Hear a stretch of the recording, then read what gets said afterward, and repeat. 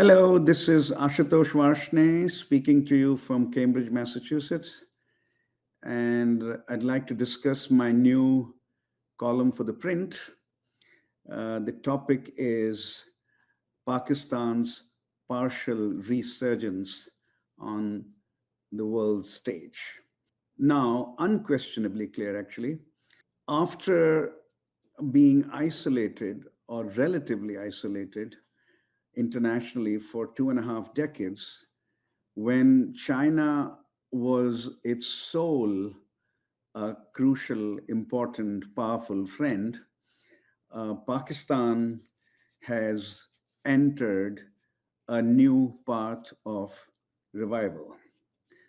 The pictures of Donald Trump, America's president, Pakistan's Prime Minister Shehbaz Sharif, and most importantly, Pakistan's Army Chief Asim Munir.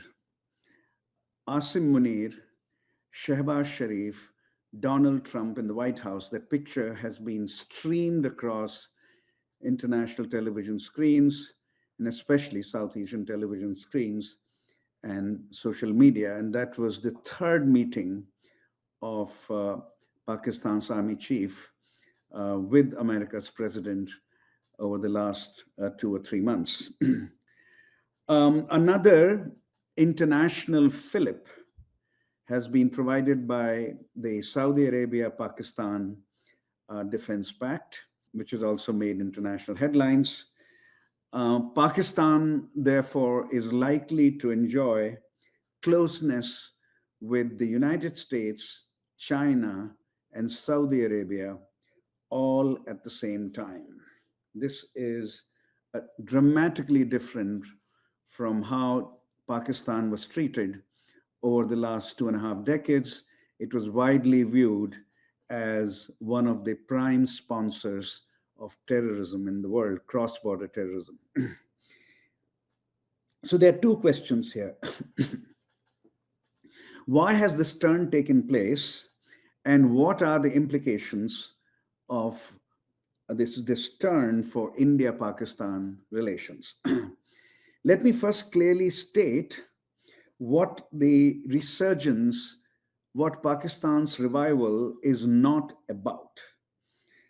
There are no great signs of Pakistan's economic resurgence.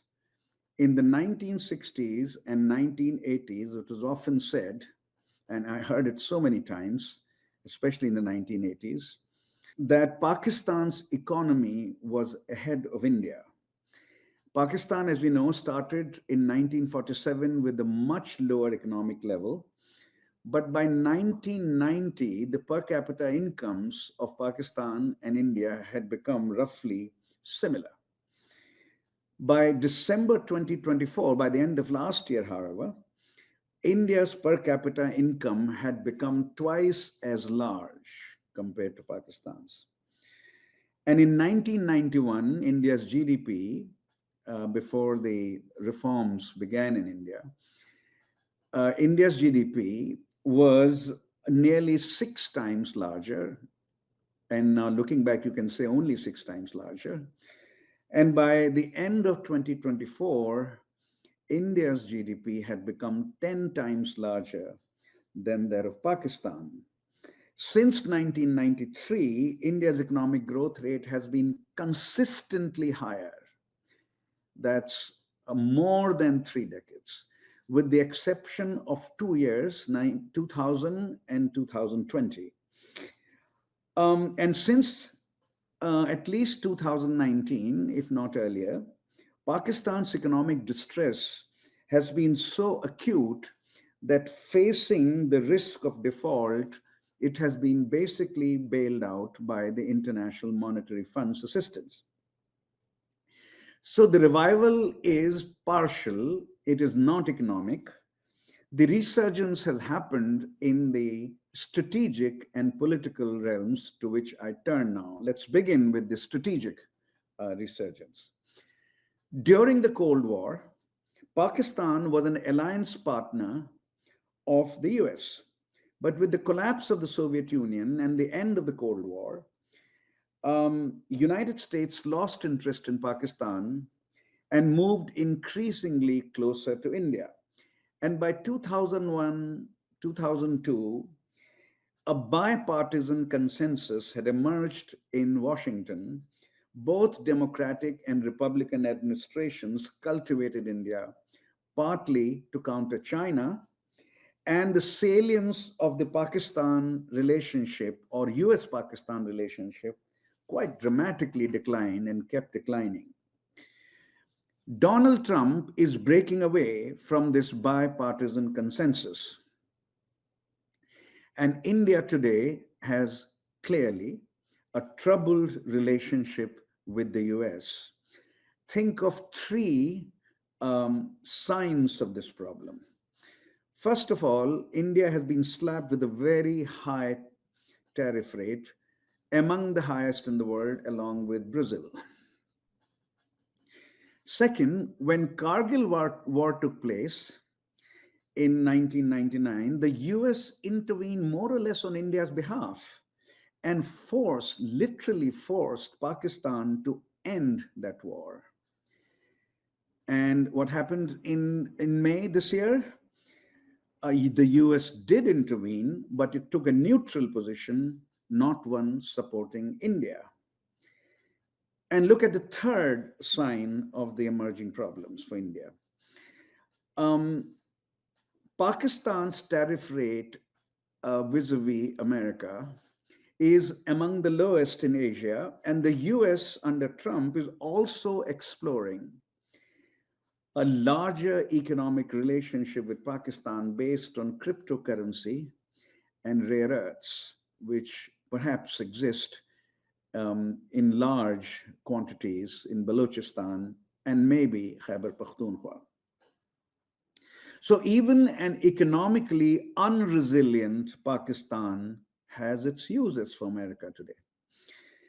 The emerging shift towards Pakistan is fundamentally rooted in Donald Trump's worldview, which is driven by deals and transactions, not by geopolitics. Had he been driven by geopolitics, he would not have embraced one of the closest allies of China, that is Pakistan. Instead of thinking of China as a prime adversary of the United States, Trump appears to be looking for a transactional relationship with China. Taiwan's anxieties are inevitably rising. Would Taiwan's interests be bartered away in an economically, not geopolitically governed US approach to China? Many in Taiwan and international intellectual and political circles asking. Basically, geopolitics has been the fundamental driver of alliances and foreign policy after the Second World War. For Trump, either deals are manifestly superior or geopolitics should be reduced to a transaction. That is the fundamental change, which is leading to a dramatic alteration in the world order. Let's now turn to Pakistan's internal politics, which may well be, though we have to watch a little bit more, which may well be turning away from its chronic and well known instability, at least for the foreseeable future. Pakistan is not known for stable civilian rule. The military either topples the civilian leader or presents severe challenges to it. Pakistan today has what political scientists, what my profession calls a hybrid regime, a joint civil military regime, in which, furthermore, these elected civilians do not wield ultimate power, and the military, for all practical purposes, is a distinctly superior partner of civilians, a situation Imran Khan challenged but failed to overturn. How is the internal political order evolving now after the May conflict with India? Consider the public opinion data collected by Christopher Clary and Niloufar Siddiqui, both professors of political science at the State University of New York, Albany. That is the first set of data to emerge on America's, on Pakistan's emerging political order and civil military relationships. Compared to December 2024, the favorability ratings of Prime Minister Sharif have registered a nearly 30% increase after the May conflict. And in the same period, the army has received ratings which have gone up by 37%. Thus, there's no doubt there was a huge, what is called, rallying around the flag, not only in India, but also in Pakistan. And there, as you'll see in a moment, it matters much more because of how chronically unstable and deeply dispute filled the relationship between the civilian leadership and the military leadership was. The proverbial friction between the military and civilians appears to have gone down very substantially. So, what are the implications of these developments for India Pakistan relations? India's government has argued that a strong military response to the Pahalgam attack has increased the costs of Pakistan's state sponsored terrorism vis a vis India. The data I have cited suggests the opposite. It has, in fact, increased the legitimacy of the military and civilian leaders and might well have created a certain equilibrium in their hybrid relationship instead of rising or persistent tensions. And since Pakistan's relationship with the United States has also improved and improved very considerably, Pakistan's military and civilian elite are likely to view the recent military conflict as something that has delivered multiple benefits, not increased costs. Delivered multiple benefits, not increased costs, as the government of India is claiming.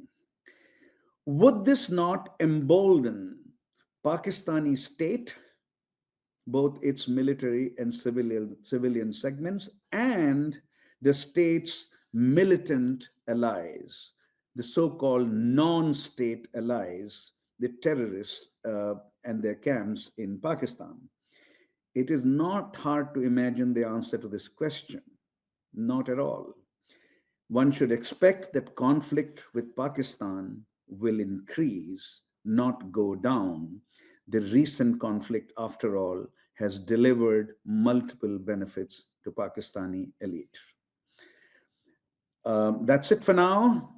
I'll see you in 2 weeks and with my new column, with my next column for the print.